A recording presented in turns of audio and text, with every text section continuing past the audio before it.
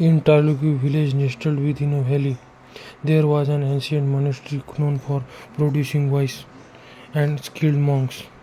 Among its principals and disciples young noise named Tijin, through erased in his devotion. Tijin often grew impediment and dubbed the value consistent practice.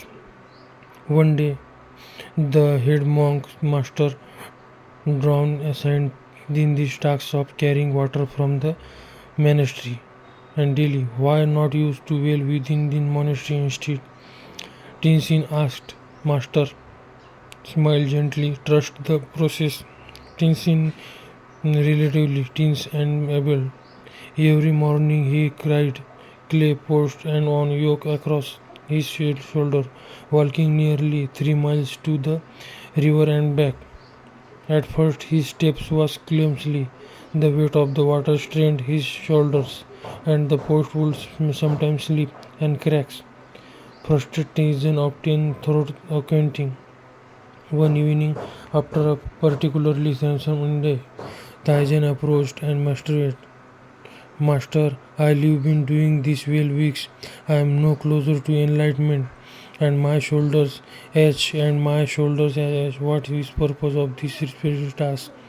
Master Dons listened patiently and replied, let me show you. Sometimes he led tins into large rocks near and where steadily trickling water had carved deep grooves and into the soil stones. Do you see the eyes of masters? This grooves was not made a day.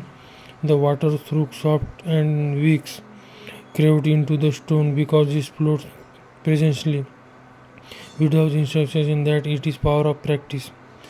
Teens in within a steady efforts, even the impossible becomes achievable. These words lies in his vision and minds. From the day onward, resolved to embarrass and the task full lately. Each morning he cried and water within remote focus, paying attention to every step, every breath.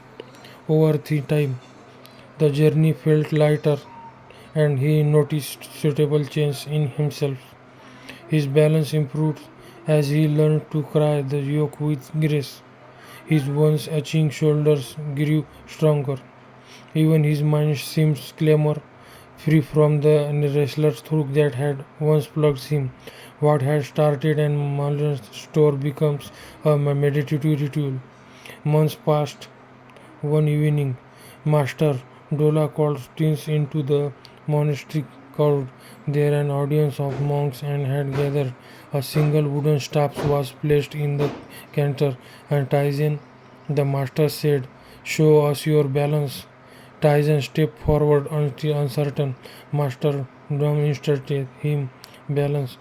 The staffs of him planned at the first. The staffs would and but Taizen's steady hands soon controlled it. Minutes passed, and the staffs remains upright. The monks climbed into the wave, and the monks asked for the monks. Taizen smiled, carrying water, and taught to patience and balance. The practice made me stronger without my realizing it. The master Downs noted approved. Taizen, this is the essence of managed mastery. Greatness is not achieved in laps, but in small, steady steps of practice. What seems like a simple sure what is your training in disciples, focus and resilience. From that day onward, Taizen